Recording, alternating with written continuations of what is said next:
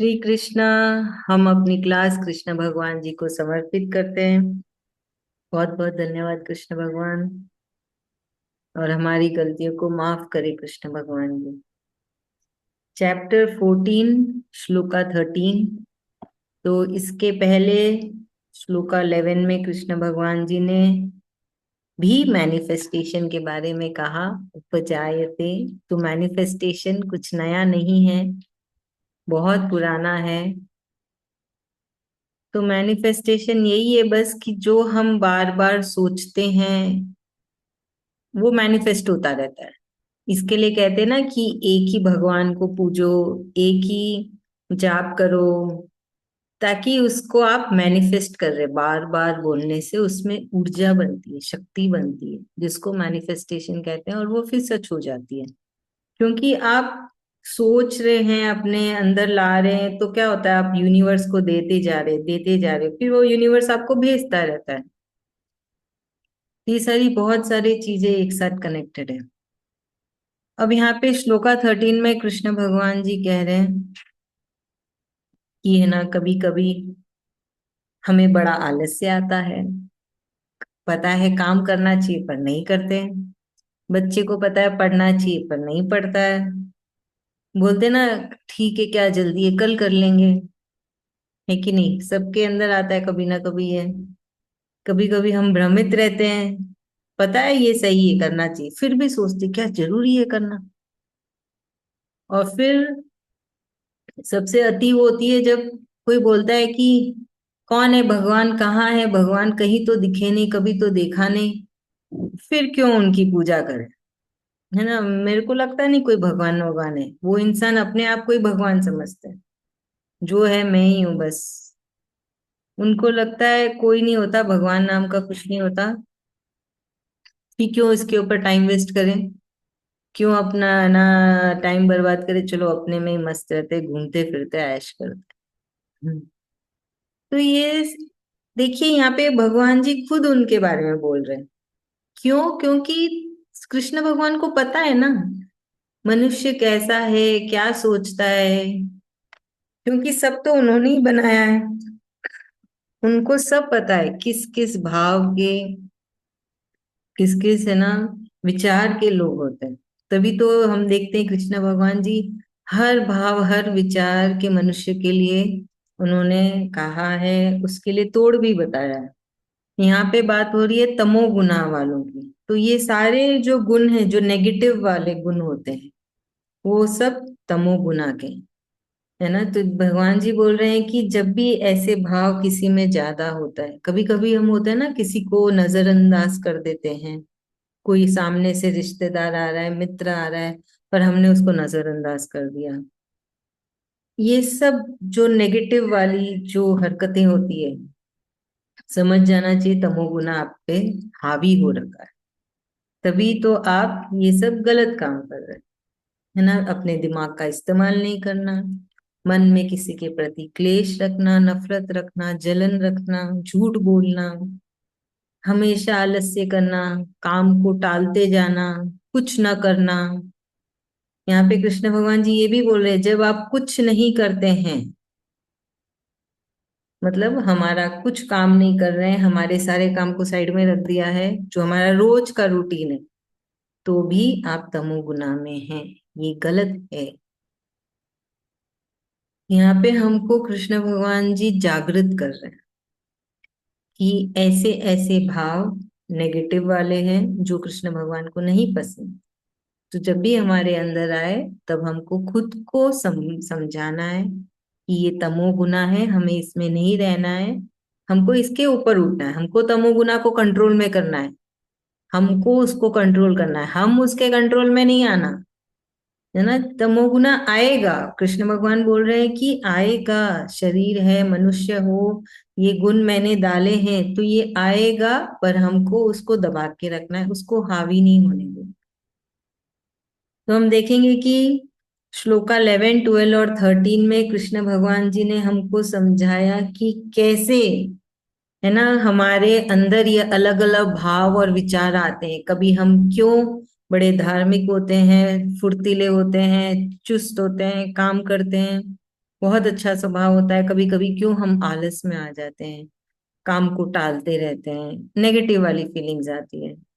कभी कभी क्यों हमारे अंदर वो चाह आती है कि अच्छा मैंने ये किया तो उसके बदले मुझे क्या मिलेगा। तो ये सब, ये तीन गुण हैं जिनके वजह से हमारे अंदर ऐसे भाव और विचार आते रहते हैं, है ना। तो ये रोज ले लो, हफ्ते ले लो, महीने भर ले लो, या पूरे आजीवन ले लो, ऐसे ही मनुष्य के विचार और भाव बदलते रहते हैं। वो ये तीन सांसारिक गुण हैं। कृष्ण भगवान जी बोल रहे हैं, ये सांसारिक गुण जो कृष्ण भगवान ने हर मनुष्य के अंदर दिया है। तो हम देखेंगे कि जब कृष्ण भगवान जी तमोगुना के बारे में बोल रहे थे तो उन्होंने अर्जुन को पुकारा कुरु नंदना, है ना। क्यों? क्योंकि कुरु नंदना, क्योंकि उसमें ये बता रहे हैं कि देखो कैसे कुरु डायनास्टी के कुछ कुछ कौरवास है जो तमोगुना में है ना। और उनको पुकारा भरत तर्षभ जब रजोगुना के बारे में बोल रहे। तो भगवान जी भी बड़े स्मार्ट वे से अलग अलग तरीके से अर्जुन को समझा रहे हैं कि कैसी ये तीन गुण हावी होते हैं हम पे। तो हमको क्या करना है, हमारे ऊपर जब तमोगुना हावी होता है तो हमें उसको दबा के हमें उसके ऊपर हावी होके रजो में जाना। जब रजसिक में है तो सात्विक में जाना, है ना।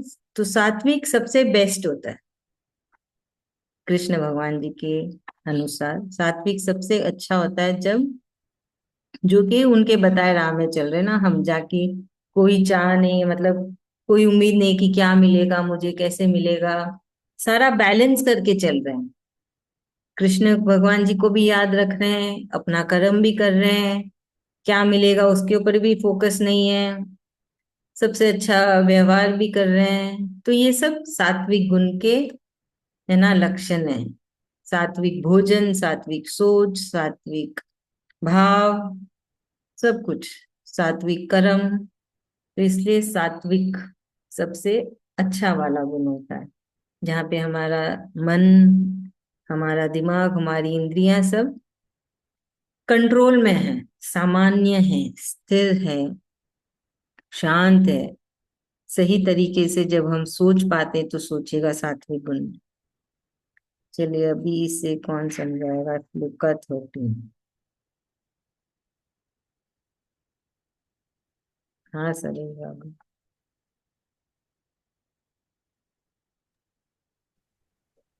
जय श्री कृष्ण। जय श्री कृष्ण। यहाँ पर कृष्ण भगवान जी हमें तमोगुणों के बारे में ज्यादा समझा रहे हैं कि तमोगुण हमें कैसे दबा लेता है।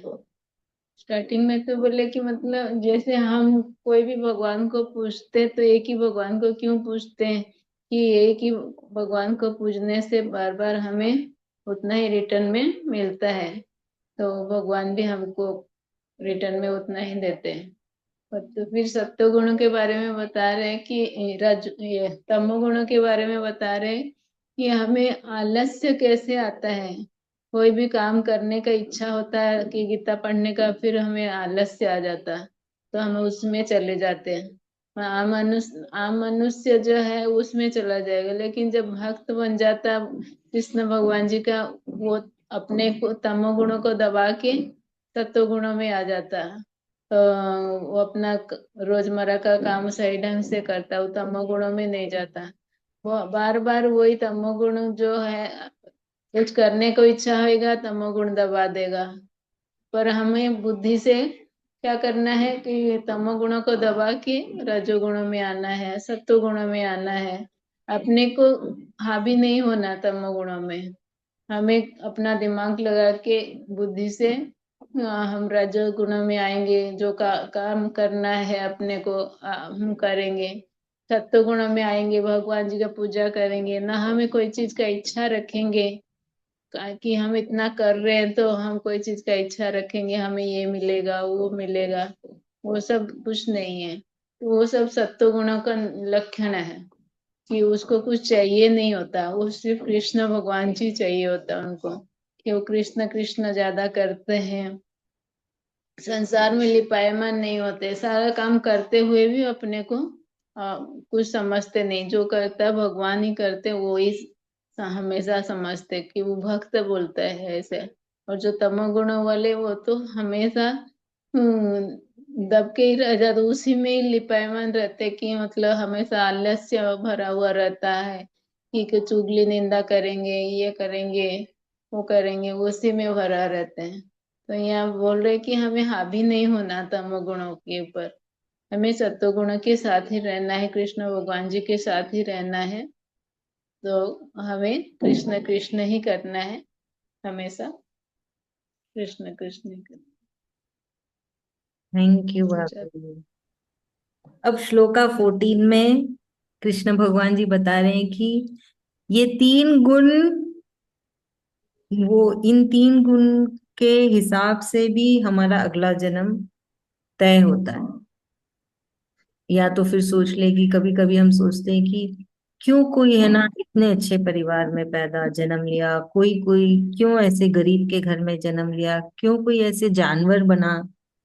तो इन सब के सवालों का जवाब इस 14 नंबर में है। तो भगवान जी बोल रहे हैं जब मृत्यु होती है और जो आजीवन आपके अंदर जो गुण सबसे ज्यादा है उसके बेसिस पे आपका अलग नेक्स्ट अगला जन्म होता है।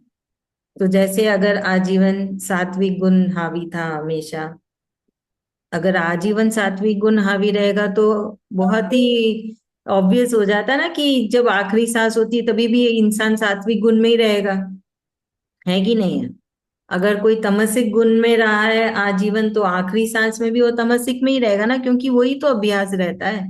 अभी जो काम करते हैं, हमेशा काम करते हैं, वो उम्र होने पर भी या बीमार होने पर भी जितना वो शरीर से हो सकता है करते ही है काम।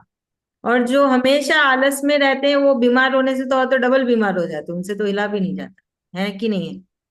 सबने ऐसा देखा है, अनुभव किया है। तो कृष्ण भगवान जी यही समझा रहे हैं कि जो गुण आपके आजीवन रहता है और जो गुण आपके आखिरी समय में होता है उसी के कैलकुलेशन के हिसाब से आपका अगला जन्म। जैसे जिनके जो सात्विक गुण में ज्यादा थे तो उनका अगला जन्म अच्छे परिवार में होता है ना, कोई धार्मिक परिवार में होगा या पढ़े लिखे हो एकदम अच्छे परिवार में होता है, या बहुत ही अमीर, ऐसे मतलब जहाँ पे सात्विक ज्यादा है, जहाँ पे सात्विक गुण ज्यादा हावी है। और अगर हम रजसिक में हैं तो ये जो होते हैं ना काम करने वाले, बिजनेसमैन हो गया या है ना प्रोफेशनल्स हो गए, जो रजसिक में। तमसिक अगले श्लोका में आएगा। तो भगवान जी यही समझा रहे हैं कि कैसे, तो इसमें क्या हम सीख रहे हैं कि हमको कोशिश करना है कि हम सात्विक में रहें, है ना, सात्विक में रहें ताकि अगला जन्म सात्विक का ही मिले। तो भगवान जी बोल रहे हैं कि जिनका बहुत अच्छा सात्विक गुण होता है उनको ब्रह्म लोक भी मिलता है ना, जहाँ पे साधु संत की आत्मा जाती है, बड़े बड़े ज्ञानी ऋषि मुनियों की आत्मा जाती है। तो वहां पे भी आम इंसान भी चले जाते हैं अगर उनका सात्विक गुण बहुत स्ट्रांग होता है तो यही हमको कृष्ण भगवान जी ना चेतना दे रहे हैं, जागृत कर रहे हैं कि कैसे हमें रहना है। अभी जैसे ज्ञान मिला, अभी हमने समझा कि अच्छा मृत्यु के बाद का अगला जन्म भी इस पॉइंट पे भी जाता है कि हमारे शरीर में कौन सा गुण सबसे ज्यादा रहा आजीवन प्लस आखिरी सांस में, उससे अगला जन्म भी तय किया जाएगा। तो हमें कोशिश करना है कि हम में सात्विक गुण हमेशा चलता रहे। तो रजसिक आए तो सात्विक में चले जाइए, तमसिक आए तो भी सात्विक में चलिए, है ना। तो सात्विक तो बहुत सिंपल है, कृष्ण भगवान के बताए राह में चलिए तो सात्विक गुण अपने आप ही हो गया, है ना। जो जो कृष्ण भगवान ने हमको सिखाया है भगवत गीता में उसमें चले तो सात्विक गुण अपने आप ही आ गया। तो उससे क्या होता है, अगला जन्म अगर हो तो अच्छा हो, है ना। और ना हो तो बहुत ही अच्छी बात है, कृष्ण भगवान जी मोक्ष दे दे। पर हमें तो हर चीज के लिए अपने को तैयार करना है ना। हर चीज के लिए हमें अपने आप को तैयार करना है, फिर बाकी का हिसाब किताब तो कृष्ण भगवान जी देखेंगे। अपने तो बस की बात है ही नहीं ये सब समझना और देखना। हम बस कृष्ण भगवान के बताए राह में चल सकते हैं। हमें उसकी पूरी कोशिश करते रहना चाहिए, उस पे लगे रहना चाहिए। ठीक है, तो ये बहुत आम इंसान के लिए एक बहुत इंपॉर्टेंट श्लोक है, समझने के लिए। बहुत जनों में होती है ना जिज्ञासा कि कैसा होता है अगला जन्म, कैसे होगा, ऐसा चाहिए वैसा चाहिए। बहुत लोग हैं जो सोचते हैं हमको अगला जन्म कैसा चाहिए। कैसे सोच सकते हो आप? आपके तो हाथ में ही नहीं है वो सारी चीजें। हमारे हाथ में है, हम सात्विक गुण में रहें। कृष्ण भगवान जी कह रहे सात्विक गुण में रहिए, जिससे कि अभ्यास रहेगा हमेशा। गुड पॉइंट्स इकट्ठे होते रहेंगे ना, रोज के गुड पॉइंट्स कृष्ण भगवान के यहाँ। हाँ, इधर सात्विक गुण, आज भी सात्विक गुण था, कल भी सात्विक गुण था, ऐसे। ये बोलते हैं ना, स्कूल वाले बच्चे बोलेंगे ना गुड पॉइंट्स इकट्ठे करो, फिर कुछ टॉफी मिलेगी। स्कूल स्कूल के बच्चों को ऐसे ही तो लालच दिया जाता है, चुपचाप सीधे साधे बच्चे बनने के लिए। वैसे ही कृष्ण भगवान भी हमको लालच दे रहे हैं कि ऐसे सात्विक गुण में रहो तो अगला जन्म भी अच्छा मिलेगा तुमको, ब्रह्म लोक भी मिल सकता है। चलो, अभी इसे बीना भाभी समझाएंगे। हाँ दीदी।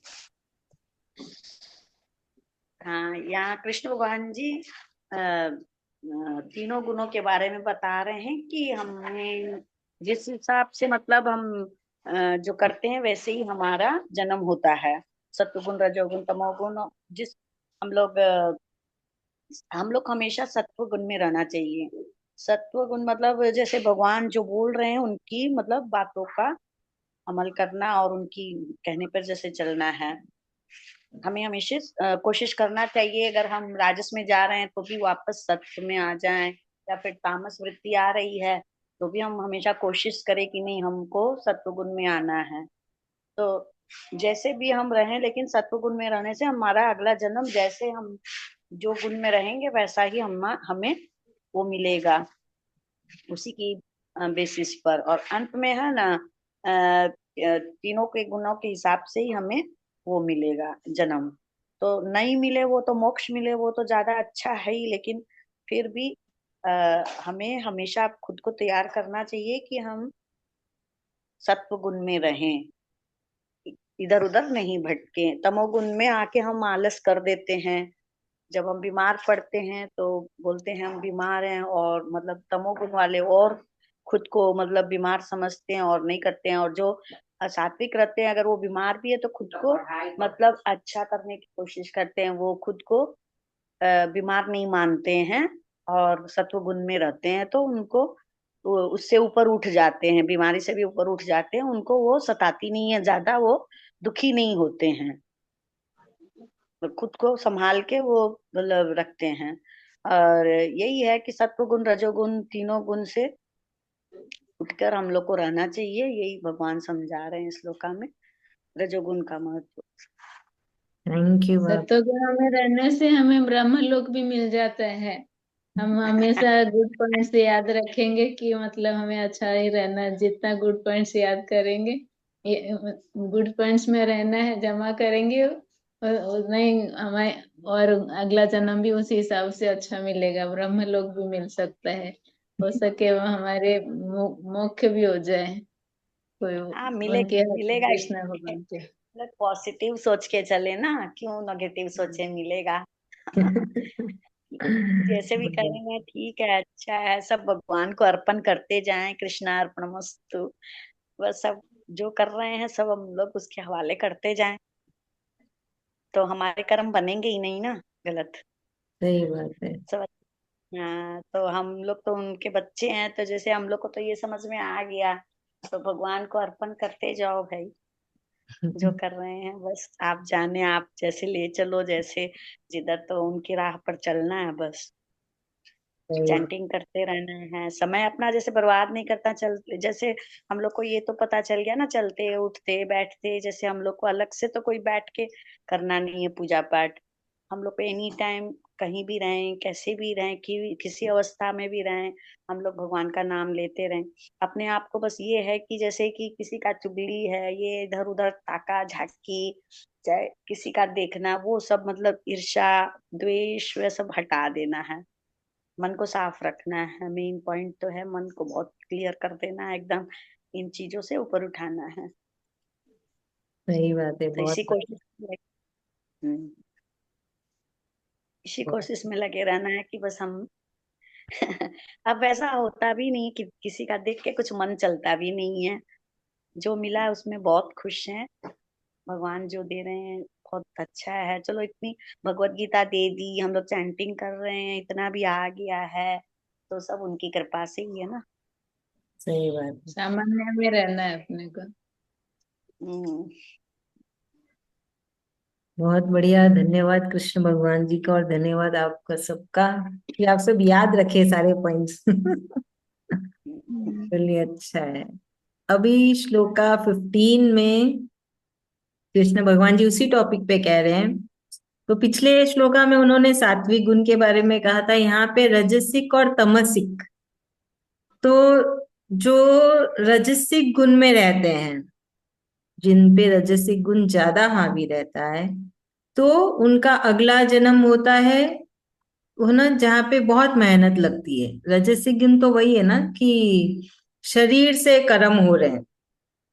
तो भगवान जी बोलते हैं वो फिर अगले जन्म में वैसे परिवार में पैदा होते हैं, है ना, जैसे बिजनेस वाले हो गए, काम करने वाले हो गए, कुछ भी हो सकता है। वो तो कृष्ण भगवान जी डिसाइड करेंगे कि आप कैसे, कौन से, है ना, उसमें जाएंगे। जैसे अगर आप में हमेशा रजसिक गुण रहा जीवन और आखिरी सांस में भी रजसिक गुण ही हावी था, तो अगला जन्म वो मेहनती वाला काम में ही जाएगा।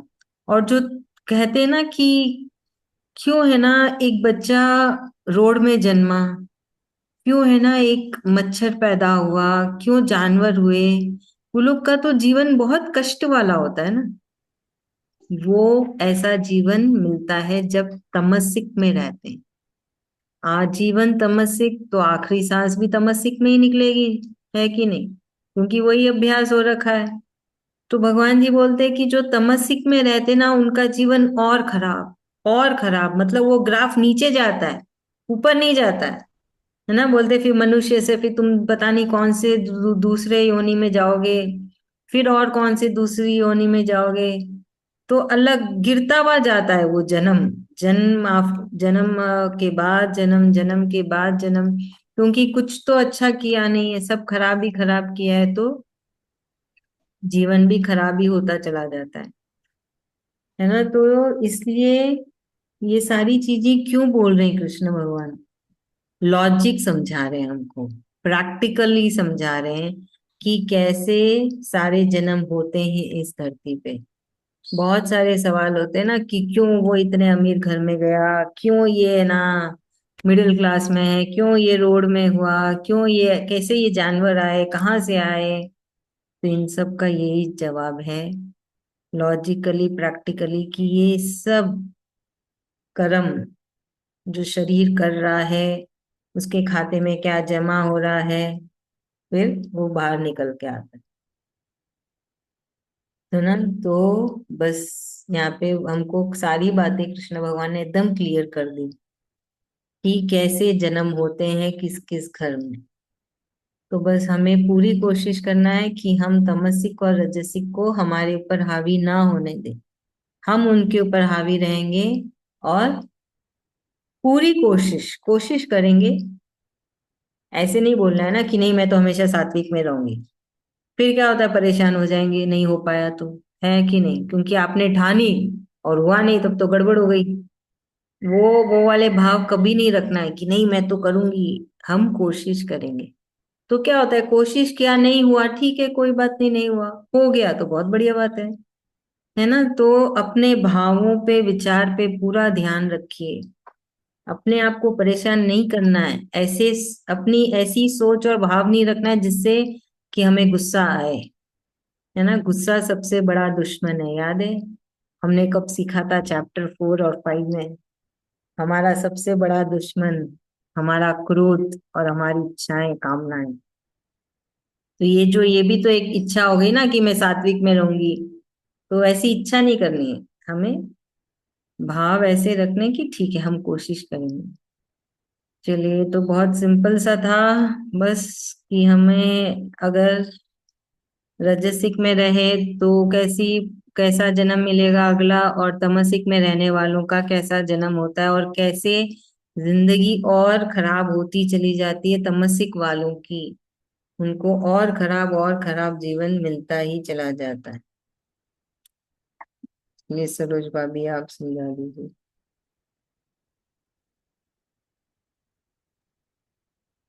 यहाँ पर कृष्ण भगवान जी समझा रहे हैं कि मतलब रजोसी गुण में रहने से अपने को अगला जन्म में क्या मिलेगा, कैसे मिलेगा। तमसी गुण में रहने से कैसे जन्म मिलेगा। यह तमो सत्व गुणों में रहने से कैसे जन्म मिलेगा। मतलब हमेशा हमको ये कोशिश करना है कि हमें सत्व गुणों में रहना है।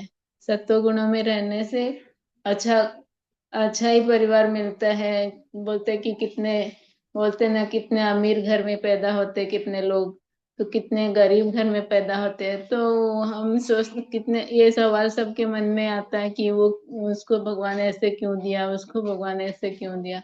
हमारे ये पिछले जन्म का कर्म से ही हमें अगला जन्म का हिसाब किताब मिलता है कि हमें ऐसा घर मिलता है। अभी हम जो भी परिवार अभी हमें मिला है उसमें भी हम संतुष्ट रहेंगे। मतलब सत्व गुण आ गया हमारे अंदर। तो सत्व गुण जितना ज्यादा भरा हुआ रहेगा हमारे अंदर, हमें अच्छा परिवार मिलेगा। रजोगुण में रहने से वो ही सारा दिन रहेगा कि हमें ये करना है वो करना है, ये ऐसे करना है। तो हमारा जन्म भी वैसे उसी हिसाब से हमको मिलेगा। तमोगुण में तो और भी बहुत ज्यादा खराब, जैसे मच्छर कीड़ी कुत्ता कुछ भी, मतलब इंसान को कुछ भी मिल सकता है, कोई बोल नहीं सकता। उसमें भगवान ही तय करते हैं क्या जन्म मिलेगा हमें क्या नहीं मिलेगा। तो इसीलिए हमें हमेशा की सत्व गुणों में रहने का कोशिश करना है कि हमें कृष्ण कृष्ण करना है, भगवत गीता पढ़ना है। हमेशा अपने जो भी मिला है उसमें संतुष्ट रहना है, सामान्य रहना है। तो वही भगवान जी हमें सिखा रहे हैं बार बार कि इसमें सत्व गुणों में हमें रहना है। जय श्री थैंक कृष्ण। यू भाभी, thank you so much. Kirtana ma'am, Shri Krishna, you are able to understand? Sri Krishna, ma'am. Yes, ma'am. When people, whoever dies in Rajasic Gun, they will become again human beings. Whoever dies in Tamogun, they will become, in next life, they will be as animals, ma'am. So be in Sattvagun. So you need to improve yourself from Tamogun to Rajagun and Rajogun to Sattvagun, ma'am. As a I have an example, ma'am. Whenever we water a tree, the bitter bud will become sour fruit, and again sour fruit will become sweet fruit, and later that sweet fruit will get detached from the tree. As a like we also from tamogun to rajogun and rajogun to sattvagun, we need to maintain ourselves, and at last we need to go to Shri Krishna Bhagavan ji. The water we are giving here is constantly chanting Sri Krishna Bhagavan ji's shlokas, names, and everything, ma'am. Thank you, ma'am. Thank you ma'am, very nice, thank you so much. Thank you, ma'am. Yeah, so yes, the three gunas decide. Yes, ma'am. Based on the three gunas, the next life is been decided by Krishna Bhagavan. Yes, ma'am. Okay, ये हमको आज की श्लोका की chanting करनी है। श्लोका 13।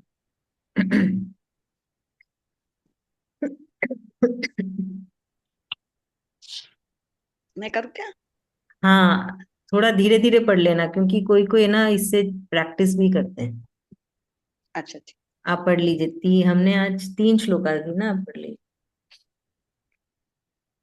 अप्रकाशो प्रवृत्तिश्च प्रमादो मोह एव च तमस्येतानि जायन्ते विवृद्धे कुरु नन्दन।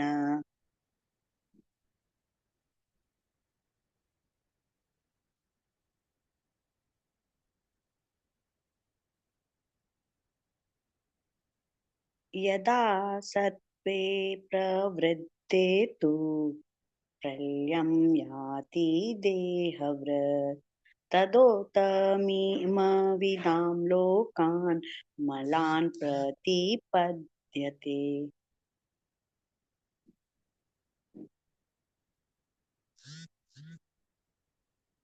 रजसि प्रलयं गत्वा कर्मसङ्गीषु जायते तथा प्रलीनस्तमसि मूढयोनिषु जायते।